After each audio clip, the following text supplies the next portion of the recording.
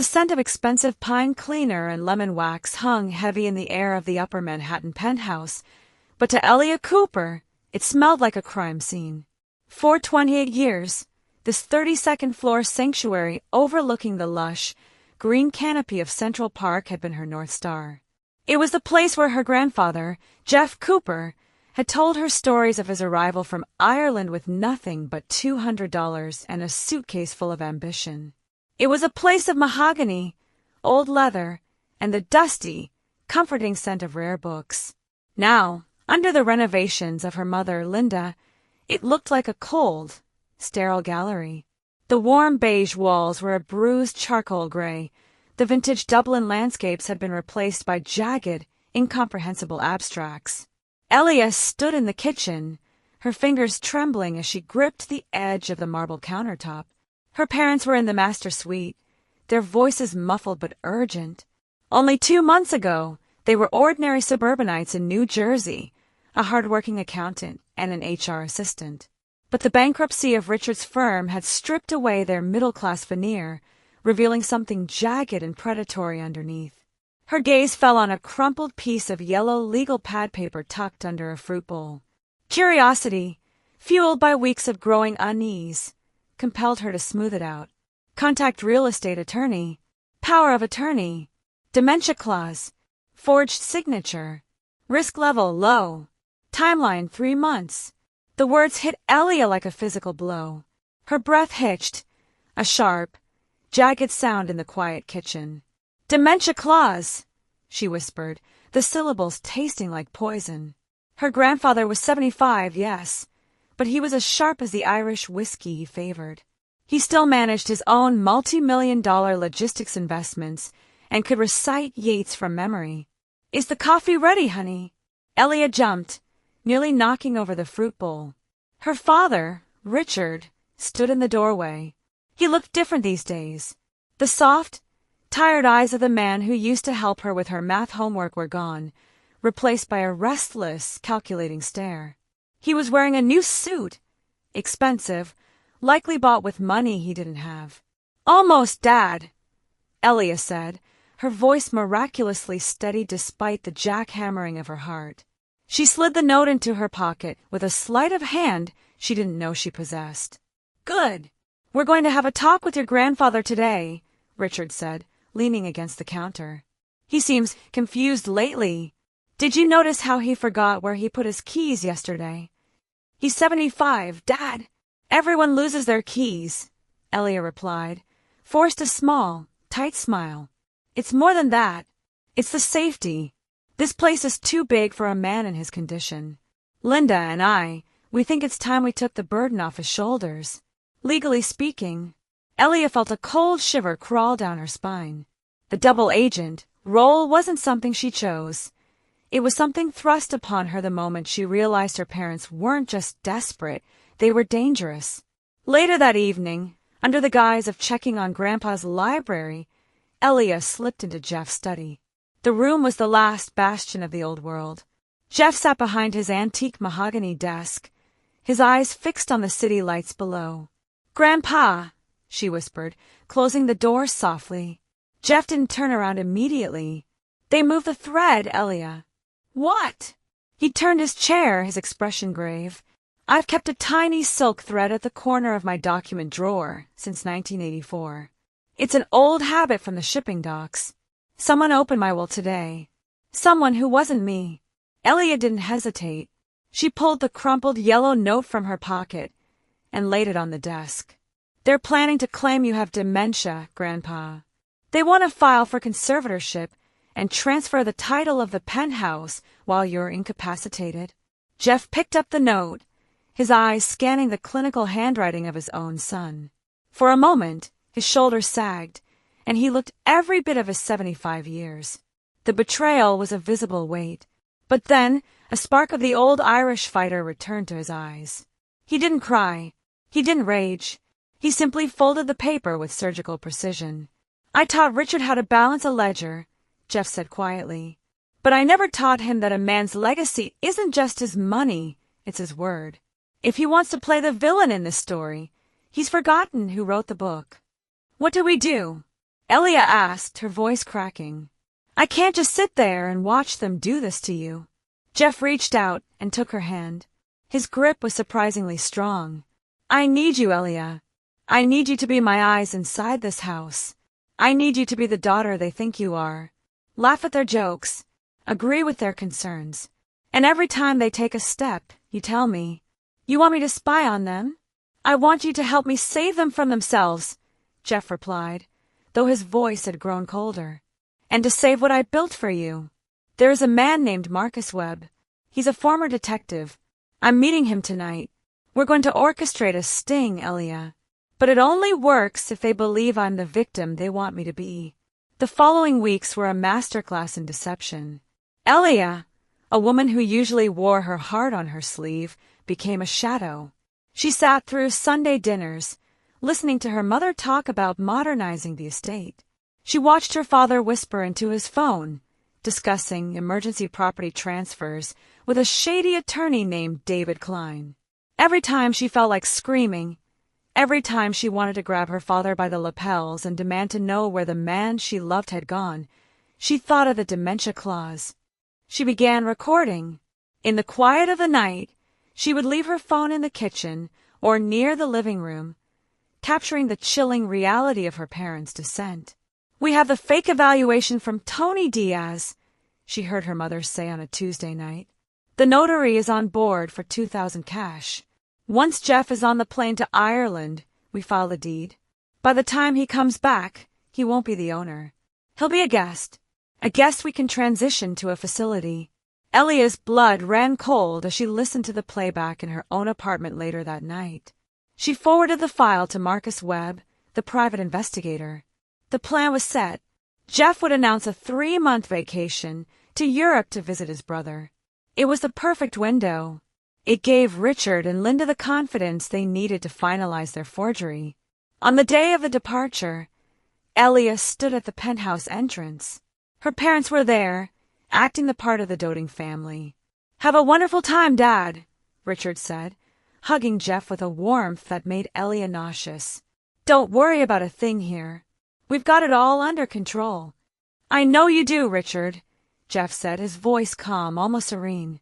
He looked at Elia and gave a barely perceptible nod. I know exactly what you're doing.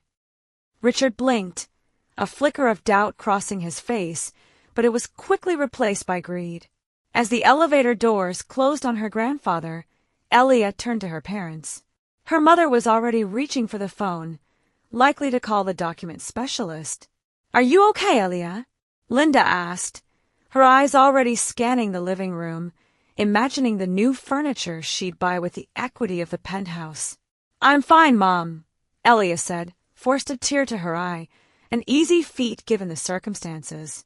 I just hope Grandpa stays safe. He'll be fine, Richard said, putting an arm around Elia's shoulder. He's in good hands now. Elia felt the weight of the recording device in her pocket. She wasn't just a daughter anymore. She was a double agent in a war for her family's soul, and the high-stakes sting was only just beginning.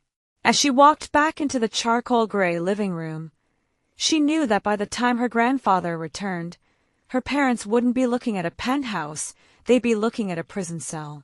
The trap was set. Now, she just had to survive the wait. The silence that followed the closing of the elevator doors was deafening. For a few seconds, Richard and Linda stood perfectly still, their eyes locked on the floor indicator as it descended from the 32nd floor. Then, as if a heavy curtain had been lifted, the tension broke. Her father exhaled a long, jagged breath, and her mother let out a small, triumphant laugh that made the hair on Elia's arms stand up. He's gone, Linda whispered, her voice airy and light. He's actually gone. 3 months, Richard added, his voice regaining its usual baritone authority, though it was now laced with an arrogance Elia hadn't heard before. That's more than enough time. Let's get to work. Over the next few weeks, Elia watched as the price of greed began to manifest in every corner of the penthouse. It wasn't just the physical changes. Though those were rapid and ruthless, it was the psychological transformation of her parents. They were no longer the desperate couple mourning their lost suburban life. They were conquerors. Linda began a systematic purge of Jeff's history. The classic brown leather sofa, the one Jeff had bought in 1995 to celebrate his first $1 million contract, was hauled away by a moving crew within 48 hours. In its place came a white, Scandinavian-style set that looked like it belonged in a museum, not a home. The oak bookshelves, filled with biographies of Irish revolutionaries and shipping magnates, were shoved into a dark corner of the guest room. "Why are you doing this, Mom?" Elia asked one afternoon, watching as Linda tossed a stack of her grandfather's old navigation maps into a trash bag. "He's coming back in 90 days. He'll be heartbroken." Linda paused, a silk scarf tied over her hair to protect it from dust. She looked at Elia with a chilling sort of pity. "Elia, honey, your grandfather is 75. He lives in the past. These things, they're just clutter. He doesn't need them. What he needs is a fresh start, and what we need is a place that reflects our status. We're Coopers. We belong in Manhattan, not some drafty house in New Jersey with a 30-year mortgage." Status. That was the key word. It wasn't about survival anymore. They had crossed the line from wanting to stay afloat to wanting to drown in luxury. Richard, meanwhile, was the architect of the legal theft. Every morning, he would sit in Jeff's mahogany-paneled study, the very room Jeff had forbidden them to touch, and spread out a sea of documents. Elia, playing the role of a supportive daughter, would bring him coffee, her eyes scanning the papers over his shoulder. She saw the names of people her grandfather and Marcus Webb had warned her about. David Klein, the Midtown attorney with a reputation for creative estate solutions. Tony Diaz, a document specialist who operated out of a cramped office in the East Village. One evening, Elia's phone buzzed in her pocket. It was a text from Marcus Webb. Target 1, Richard, meeting Target 2, Klein, at 4 p.m. Target 3, Linda, just met with Diaz. I have the visuals. Keep the recordings coming. Elia went to the kitchen and found her father on the phone. He didn't even bother to lower his voice anymore.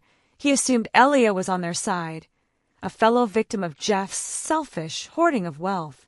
"Yes, Klein," Richard said, pacing the marble floor. "The medical evaluation is done. Diaz did a hell of a job. It looks like it came straight from a neurologist's office. Early onset cognitive decline with intermittent periods of confusion. It's perfect. Now about the signature. The notary, Cheryl Kim, is she ready?" He listened for a moment, a grin spreading across his face. 2,000 cash. Fine. It's a small price to pay for an $8 million asset. We'll file the deed transfer by Friday. Elia felt a wave of nausea. The price of greed was $7,000 in bribes, 2 for the notary, 5 for the forger, and the total annihilation of their integrity. Her father, the man who had taught her to always double-check the math because numbers don't lie, was now using numbers to construct a monumental lie. She retreated to her room and called her grandfather. Jeff was only 10 blocks away, living in a modest studio apartment, surrounded by monitors and files provided by Marcus. "They just finalized the forged medical report, Grandpa," she whispered into the phone. "I know, sweetheart." Jeff's voice was steady, but she could hear the underlying grief. "Marcus showed me the photos of them hauling my sofa out. It's all right. Let them think they're winning. A man who thinks he's already won becomes careless. That is the greatest weakness of the greedy. They're filing the deed on Friday," she warned. "Let them file it," Jeff replied. "The county clerk will process it. The paper will say they own the home, and that paper will be the very thing that signs their arrest warrants." Friday came. Richard and Linda returned from the county clerk's office with a bottle of vintage champagne.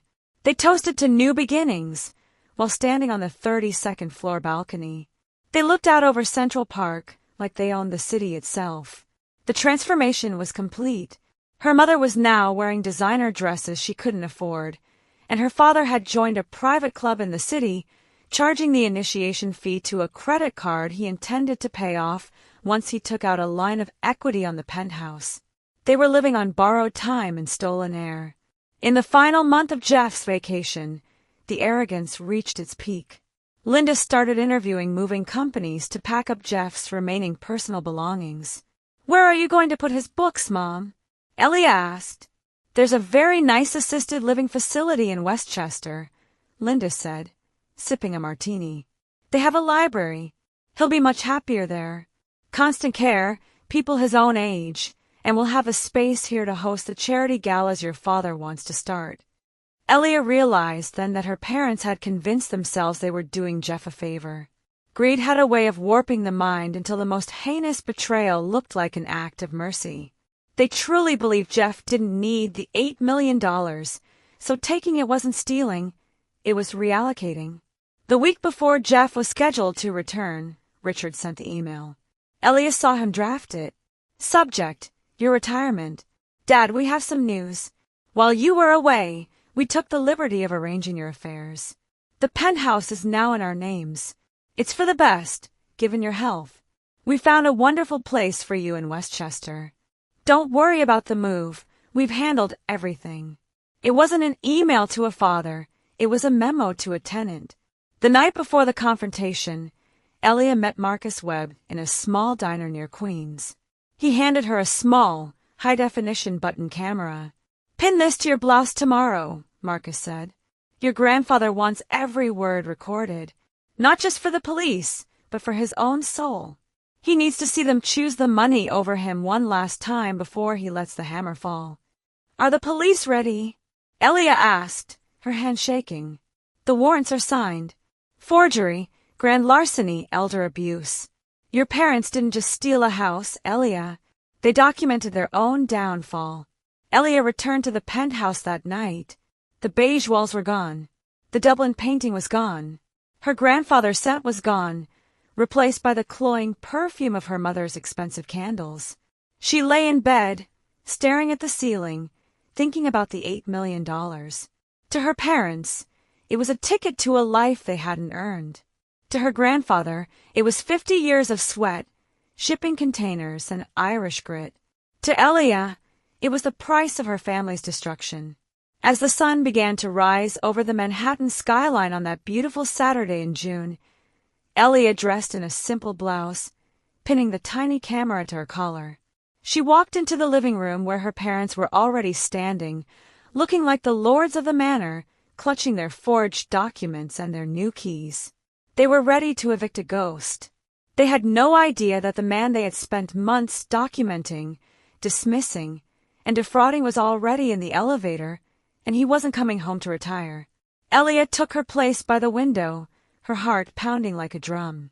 She looked at her parents, Richard in his brand-new suit, Linda with her triumphant smile, and felt a profound sense of mourning.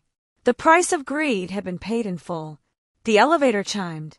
The door slid open, and for the first time in 3 months, Elia saw the sharp, piercing blue eyes of Jeff Cooper. He wasn't leaning on a cane. He wasn't confused. He was the owner of the 32nd floor, and he had come to collect. The air in the penthouse, once thick with the sterile scent of Linda's expensive candles, suddenly felt thin and electric. Richard froze, his hand still clutching the stack of forged documents as if they were a shield. Linda, who had been dangling the apartment keys with a victor's smirk, felt her fingers go numb. The keys hit the marble floor with a sharp, metallic clack that echoed through the redesigned, hollow hallway. "Dad!" Richard's voice was a frantic whisper, the pitch rising in a cocktail of shock and rising panic. You weren't supposed to be back until Tuesday. And your flight, I checked the Dublin arrivals." Jeff Cooper stepped into the foyer, his posture as straight and unyielding as a mast on one of his old shipping vessels. Behind him, 3 men emerged from the elevator. One was Marcus Webb, the private investigator, his face a mask of professional indifference. The other 2 were tall, stone-faced men in tailored suits whose very presence screamed legal authority. "I imagine you did check the arrivals, Richard," Jeff said, his voice a low, terrifying rumble. "But it's difficult to track a flight that was never boarded. Ireland is beautiful this time of year, I'm told, but the view from a studio apartment 10 blocks away is far more illuminating." Linda stepped forward, her face pale beneath her heavy makeup. She tried to summon the compassionate caregiver persona she had practiced for months. Jeff, you're confused. You're exhausted from the travel. We were so worried about you. Your memory, it's been failing. Look at these papers, Jeff. You signed the transfer. You wanted us to take care of everything, so you could finally rest. She held out the documents, her hand trembling. It was a pathetic sight, a desperate woman trying to gaslight a man who had built an empire from nothing. Jeff didn't even glance at the papers. He looked past her, his gaze landing on Elia. For a heartbeat, the room disappeared. In his eyes, Elia saw the crushing weight of a choice she had made. She was the granddaughter who had chosen the truth over the blood that ran through her veins. She was the one who had watched her parents turn into monsters and decided she would rather be an orphan of spirit than a silent accomplice to a crime. "Elia!" her father barked, noticing the look. "Tell him. Tell your grandfather how sick he's been. Tell him about the confusion. You saw it too, didn't you?" The silence that followed was suffocating. Richard was looking at her with a mixture of command and pleading, the same look he used to give her when she was a child, and he wanted her to lie to her mother about a broken vase. But this wasn't a vase. This was a man's life. This was her grandfather's soul. Elia took a slow, deliberate step away from her parents, moving toward the window toward the truth. She reached up and unpinned the small button camera from her collar, laying it on the white Scandinavian table, the table that didn't belong in this house. "I didn't see any confusion, Dad," Elia said, her voice shaking but clear. "All I saw was calculation. All I heard was the sound of you practicing a signature that wasn't yours." Richard's face went from pale to a ghastly, bruised purple. "What? Elia, what are you saying?" "She's saying she chose loyalty over blood, Richard," Marcus Webb interjected. He stepped forward and opened a leather briefcase, pulling out a tablet. "And she's saying that for the last 90 days, every whispered conversation, every forged draft, and every meeting with Tony Diaz has been recorded in high definition." He pressed play. The room was suddenly filled with the sound of Linda's voice, clear and cold, emanating from the tablet speakers. "We have a fake psychiatric evaluation. If we have medical evidence showing he has cognitive decline, we can file for conservatorship. He's 75, Richard. Who's going to believe him over us?" Linda let out a strangled cry and lunged for the tablet, but one of the suited men, Jeff's attorney, stepped in her way with a firm, immovable arm. "That's enough," Jeff said, and the authority in his voice was so absolute that Linda slumped against the charcoal gray wall, sobbing. "You did this," Richard hissed, turning his venomous gaze on Elia. "Your own parents. We were losing the house. We were going to be homeless. We did this for the family. We did this for you. Don't you dare use me as an excuse for your greed," Elia fired back, tears finally stinging her eyes. "Grandpa would have helped you. He would have given you the money, the house, anything, if you had just been honest. But you didn't want help, Dad. You wanted a windfall. You wanted to inherit a man who wasn't even dead yet." The elevator chimed again. This time, the doors opened to reveal 2 uniformed NYPD officers. The reality of the situation finally crashed down on the room like a physical weight. "Mr. Jeff Cooper?" the lead officer asked. "I am," Jeff replied, gesturing toward Richard and Linda. "And these are the individuals named in the criminal complaint for forgery in the 2nd degree, attempted grand larceny, and elder abuse." The next few minutes were a blur of cold, hard reality. Elia watched as the officers approached her parents. She watched her father's hands, the hands that had held hers when she learned to walk, being pulled behind his back. The sound of the handcuffs ratcheting shut was a sound she knew would haunt her dreams until she was as old as her grandfather. "You're a traitor!" Richard shouted as he was led toward the elevator. His eyes were wide, bloodshot with a terrifying rage. "You betrayed your own blood. You're no daughter of mine." Elia stood her ground, though her heart felt like it was being shredded inside her chest. "No, Dad. You betrayed the family the moment you put a price tag on Grandpa's life. As the elevator doors closed on her parents, the penthouse fell into a sudden, eerie silence. The neighbors were standing in their doorways down the hall, whispering and staring. The doorman stood by the elevator, his face pale, unable to process the fall of the new owners. Jeff stood in the center of the room, looking at the dark gray walls and the white furniture. He looked like a king standing in the ruins of a pillaged castle. His shoulders sagged, and for the first time that morning, the piercing blue eyes grew clouded with a deep, inconsolable sorrow. They really would have done it, Jeff whispered, more to himself than to Elia. They really would have put me in a cage and taken the keys. Elia went to him, wrapping her arms around his small, frail frame. He smelled like peppermint and old paper, the true scent of her childhood. I'm so sorry, Grandpa. I'm so sorry. Don't be Elia, he said, patting her hand. You did the hardest thing a person can do. You chose what was right over what was easy. You chose the truth over the tribe. Behind them, a man in a work jumpsuit entered the apartment. He was carrying a heavy toolbox. Mr. Cooper, the locksmith asked. I was told you needed the cylinders changed immediately. Every single one, Jeff said, his voice regaining its steel. And call the painters. I want this gray gone by Monday. I want my beige walls back. I want my life back. Elia watched the locksmith work, the clicking of the new tumblers, signaling the end of her life as she knew it. She had saved her grandfather, but she had lost her parents. She had chosen loyalty, but the price was her history.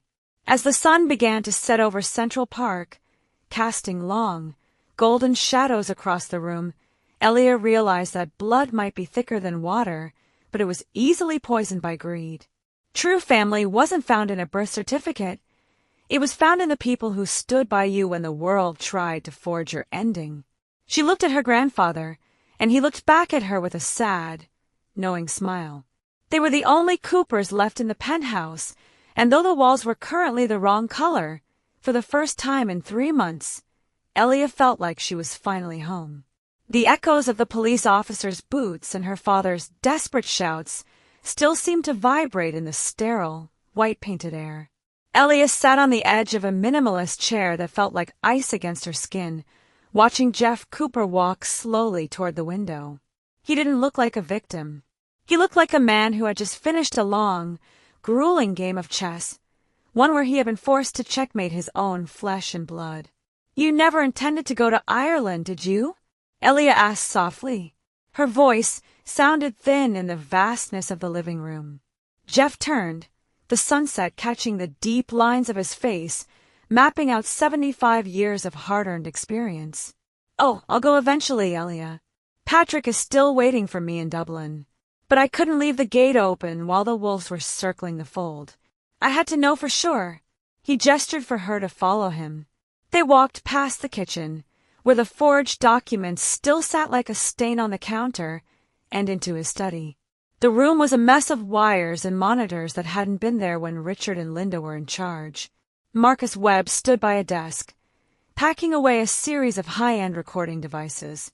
This was the grandfather's gambit, wasn't it? Elia whispered, looking at the screens. In chess, a gambit is a move where you sacrifice a piece to gain a resulting advantage, Jeff said, sinking into his old mahogany chair. I sacrificed my peace of mind. I sacrificed 3 months of my life pretending to be a fool. I even sacrificed this home, letting them strip the walls and throw away my memories, just so they would feel comfortable enough to reveal their true hearts. The anatomy of the trap. Jeff began to explain the mechanics of his disappearance. While Richard and Linda were busy celebrating his departure at JFK Airport, Jeff had simply walked out of a different terminal, met Marcus Webb in a prearranged black sedan, and driven 10 blocks away to a nondescript studio apartment. For 90 days, the man they thought was wandering the rolling hills of Donegal was actually sitting in a room filled with monitors, watching his own son dismantle his legacy. Experience is a cruel teacher, Elia, but she's a thorough one, Jeff remarked. I spent 50 years in the logistics business. You don't survive that world by being naive. You survive by anticipating the shrinkage, the theft that happens from the inside. When Richard lost his job and started asking about the title to this penthouse, I didn't see a son concerned for his father. I saw a man looking for a life raft he hadn't built. He looked at the monitors, which were now flickering to black as Marcus disconnected them. They thought they were being clever with their Excel spreadsheets and their dementia clauses. They thought my age made me a slow target, but they forgot that I've been reading people since before Richard could tie his own shoes. Wisdom isn't just knowing what people will do. It's knowing what they are capable of doing when they think no one is watching. The counter-surveillance. Marcus Webb stepped forward, handing a final dossier to Jeff. They were remarkably sloppy, sir. Greed makes people impatient, and impatience leads to mistakes. Marcus detailed how they had tracked every move. When Richard met with David Klein, Marcus was in the booth behind them, recording the conversation. When Linda met the document specialist, Tony Diaz, at the East Village coffee shop, Marcus had a directional microphone pointed at their table. The most damning part wasn't the forgery itself, Marcus said, looking at Elia. It was the bribe. We caught the bank withdrawals, 3 separate transactions of $7,000 total. We matched the dates to their meetings with the notary, Cheryl Kim. By the time your parents filed that deed transfer, we already had the notary's confession on video. She was terrified. She told us everything for the price of not being the first person handcuffed. Elia felt a cold lump in her throat. You knew everything. Every single thing they did. You watched it happen in real time. I did, Jeff said, his voice cracking for the first time. And every night, I sat in that studio apartment, hoping I was wrong. I hoped Richard would call me in Ireland, or where he thought I was, and say, Dad, I'm in trouble, I need help. I hoped he would change his mind. I gave him 90 days to find his conscience. He used every one of them to sharpen his knife. Wisdom versus desperation. The gambit had been a test of character that Richard and Linda had failed spectacularly. Richard had relied on the cleverness of a desperate man, the idea that he could use the legal system to bypass morality. He thought that because he had the documents, he had the power. But Jeff Cooper's wisdom was rooted in the reality of the street. He knew that a forged document is only as strong as the person who witnessed it. He knew that in a city like New York, everyone has a price, and everyone is talking. He hadn't just documented the crime, he had infiltrated the conspiracy. Your father thought he was playing a game of checkers, Elia, Jeff said, looking out at the skyline. He thought if he jumped my pieces, he'd reach the end of the board and become a king. But I was playing the long game. I was building a case that wouldn't just win back my house, but would ensure they could never hurt this family again. The legal authority Jeff had brought with him today wasn't just a couple of suits. They were top-tier litigators who had spent the last 2 months preparing a mountain of discovery that would make a plea deal nearly impossible for Richard and Linda. Jeff hadn't just caught them, he had buried them under the weight of their own choices. The king is alone. As Marcus finished packing the equipment, the penthouse felt larger and emptier than ever. The beige paint wouldn't be on the walls until Monday, and for now, the charcoal gray felt like a mourning shroud. What happens now, Grandpa? Elia asked. They're in a holding cell. The house is yours again. But we're broken. Jeff stood up and walked over to her, placing a heavy, warm hand on her shoulder. We are scarred, Elia, not broken. There's a difference. A scar is a sign of healing. It's a reminder that you survived the cut. He looked around the room, the white sofas, the missing paintings, the ghost of the family he thought he had. Richard will have to face the law. I've set up a trust for him, eventually. Not for now, and not for luxury. Just enough, so he doesn't starve when he comes out of this. That's the father in me. But the man who built this life, that man has no room for thieves at his table. Elia realized then that the gambit wasn't just about the penthouse. It was Jeff's final lesson to her. He had shown her that loyalty isn't a debt you owe to people just because you share their DNA. Loyalty is a contract that must be renewed every day through honesty and respect. I'm proud of you, Elia, Jeff whispered. You were the only one who didn't blink. You stood by the truth when it would have been so much easier to just let them take the money and hope for the best. You're the only true Cooper I have left. The locksmith finished the final door, handed the new set of heavy brass keys to Jeff, and tipped his cap before leaving. Jeff held the keys out to Elia. Keep a set, he said. This isn't just my house anymore. It's the fortress we defended together. Elia took the keys. There weighed a cold reality in her palm. The grandfather's gambit was over. The king had held his ground, the traitors were in exile, and the board was finally clear. She looked at her grandfather, the 75-year-old Irish immigrant who had started with $200 and ended with a victory that tasted like ash, and realized that while the walls were the wrong color, the foundation of their lives had never been stronger. The victory was legally absolute, yet the silence that followed the arrest of Richard and Linda was heavy, draped over the 32nd floor like a thick Manhattan fog. For the first few days, Elia and Jeff lived among the ghosts of a betrayal that still felt too fresh to touch. The penthouse was a hollow shell of Scandinavian minimalism and charcoal gray paint, a cold monument to her parents' aspirations. I can't breathe in here, Elia, Jeff said on the third morning, standing in the center of the living room. It smells like their desperation. It looks like a stranger's waiting room. Elia nodded, her heart aching for him. Then let's take it back, Grandpa. Piece by piece. Reclaiming the penthouse became a ritual of healing. Jeff didn't just want the furniture back. He wanted the soul of the home restored. He hired a crew of painters who worked around the clock, stripping away the dark, trendy hues Linda had chosen.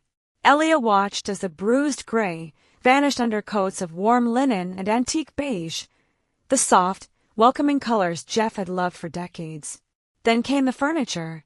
Jeff had kept the contact information for the moving company Richard had used to haul away his life.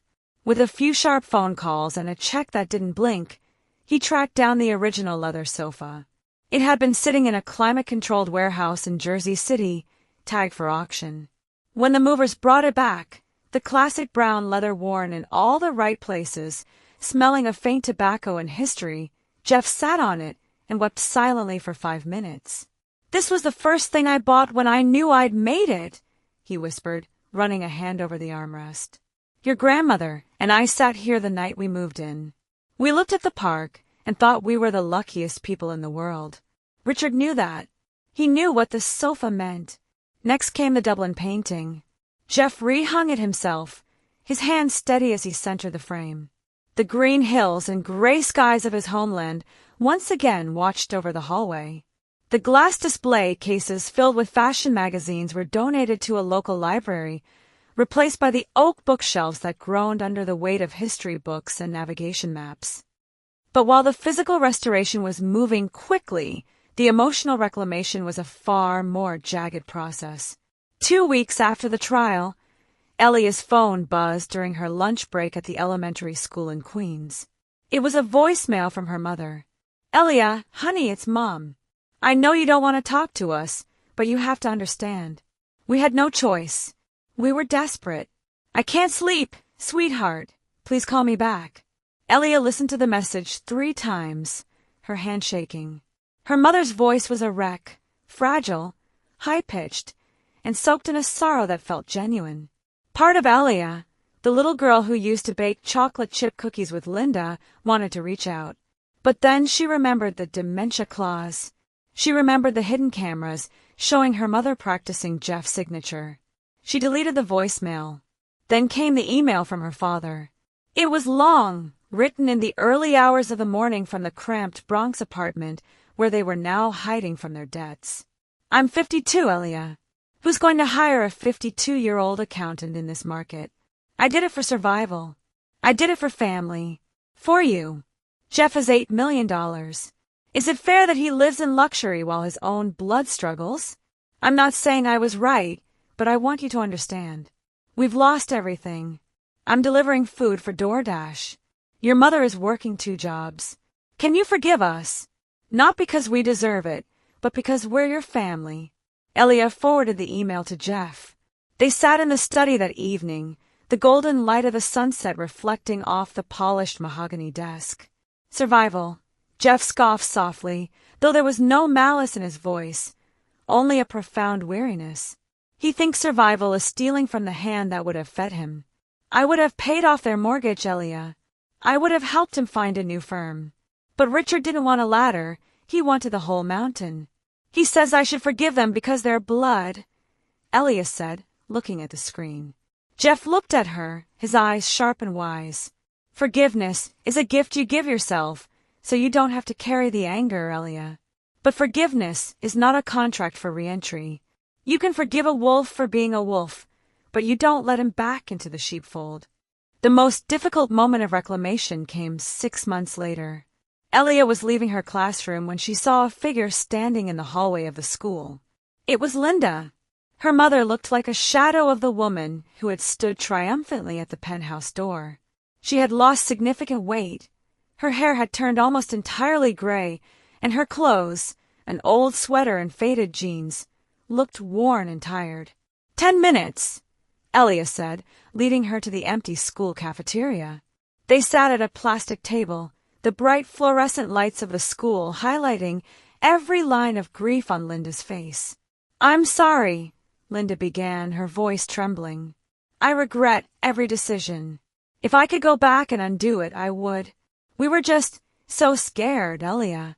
Being scared doesn't make you a criminal, Mom, Elia said, her voice firm but not unkind. Greed does. You didn't just want a roof over your head. You wanted the penthouse. You wanted Grandpa's dignity. Can you forgive me? Linda pleaded, reaching across the table. Elia didn't take her hand. I'm working on it. But sorry doesn't change the fact that I had to record my own parents to save my grandfather. I need time. Maybe years. And I need you to understand that I can't have you in my life right now. I have to protect my peace. I have to protect Grandpa. Linda nodded, tears streaming down her face. She stood to leave, looking small and defeated. Is Jeff okay? He's fine, Elia said. He's back in his home. That night, Elia told Jeff about the meeting. He listened in silence, staring out the window at the city he had conquered so many years ago. She asked if you were okay, Elia added. I am okay, Jeff said finally, and I've updated my will, Elia. This penthouse, the estate, it's all going to you. I've set up a small trust for Richard, just enough so he won't be homeless, but not enough for him to ever feel status again. It's the most I can do for a son who tried to erase me. He stood up and walked over to her, his posture strong. You helped me reclaim this house, Elia. But more importantly, you helped me reclaim my dignity. You showed me that the Cooper name still means something to at least one of us. As they sat together in the restored living room, the beige walls glowing in the soft lamplight, Elia realized the ultimate lesson of the past year. Reclaiming a home isn't about the furniture or the paint. It's about the boundaries you set and the truth you refuse to compromise. She had lost the parents she thought she knew, but she had found a strength she never knew she possessed. She had learned that forgiveness is a process of letting go, not letting in. The penthouse was quiet now, but it wasn't a lonely quiet. It was the peaceful silence of a fortress defended and won.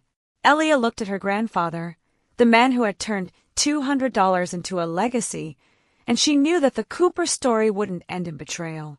It would end in loyalty, respect, and the quiet, golden light of a home that was finally, truly, theirs again. Elia chose her grandfather's dignity over her parents' greed. In her shoes, would you be able to maintain those boundaries, or would the sight of your mother's gray hair make you fold? Comment below and tell us where you draw the line between family and justice.